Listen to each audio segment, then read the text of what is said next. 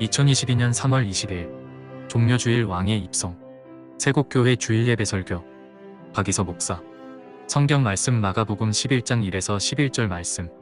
그들이 예루살렘에 가까이 와서 감람산 벳바게와 베다니에 이르렀을 때에 예수께서 제자 중 둘을 보내시며 이르시되 너희는 맞은편 마을로 가라. 그리로 들어가면 곧 아직 아무도 타보지 않은 나귀 새끼가 매여 있는 것을 보리니 풀 엇끌고 오라. 만일 누가 너희에게 왜 이렇게 하느냐 묻거든 주가 쓰시겠다 하라. 그리하면 즉시 이리로 보내리라 하시니 제자들이 가서 본즉 나귀 새끼가 문 앞거리에 매여 있는지라 그것을 푸니 거기 서 있는 사람 중 어떤 이들이 이르되 나귀 새끼를 풀어 무엇 하려느냐 하매 제자들이 예수께서 이르신 대로 말한데 이에 허락하는지라.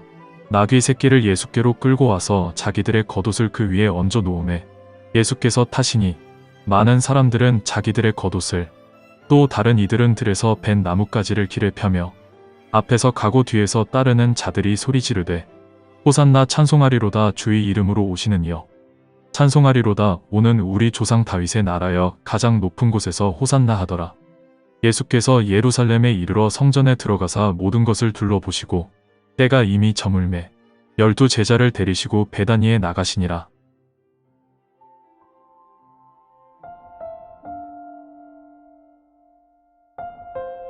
오늘 본문은 예수께서 나귀를 타고 예루살렘에 입성하는 사건을 기록하고 있습니다. 예수께서는 예루살렘 성을 보시면서 비통히 여기시며 우셨습니다. 마태복음 23장 37절 말씀. 예루살렘아 예루살렘아 선지자들을 죽이고 내게 파송된 자들을 돌로 치는 자여 암탉이 그 새끼를 날개 아래에 모음같이 내가 내 자녀를 모으려 한 일이 몇 번이더냐. 그러나 너희가 원하지 아니하였도다. 누가복음 19장 41에서 44절 말씀.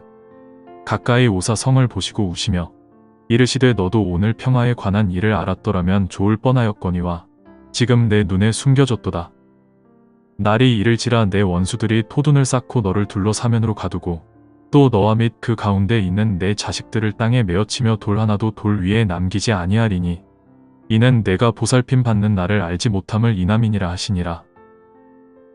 예수께서 예루살렘에 들어가신 것은 예루살렘의 회복을 위함입니다. 이는 가시적인 도시 예루살렘의 회복이 아닌 하나님의 나라의 회복을 의미합니다. 주님이 왕으로 다스리는 나라입니다. 구약시대에 제국의 흥망성쇠가 기록되어 있습니다. 아시리아, 바벨론, 페르시아, 후에 알렉산드로스의 마케도니아는 헬라 제국을 이뤄냅니다. 이 거대한 헬라 제국도 로마 제국의 등장으로 역사의 뒤편으로 사라집니다. 이러한 제국의 등장과 퇴장의 역사를 통해서 하나님께서 보여주시려 하는 것은 무엇일까요? 바로 하나님의 나라입니다.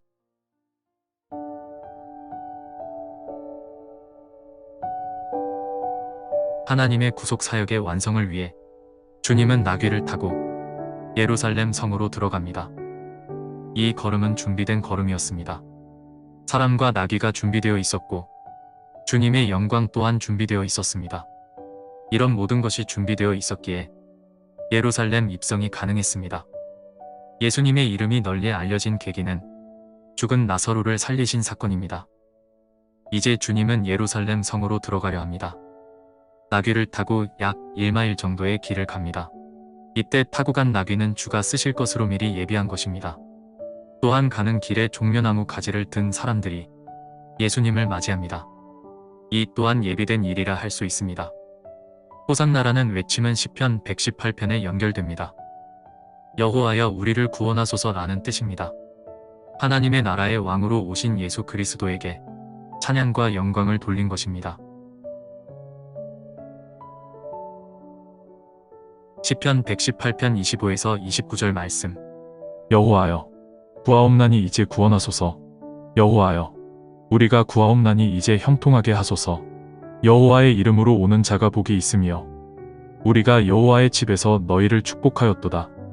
여호와는 하나님이시라. 그가 우리에게 빛을 비추셨으니 밧줄로 절기 제물을 제단 뿔에 멜지어다. 주는 나의 하나님이시라. 내가 주께 감사하리이다. 주는 나의 하나님이시라. 내가 주를 높이리이다. 여호와께 감사하라. 그는 선하시며 그의 인자하심이 영원하미로다.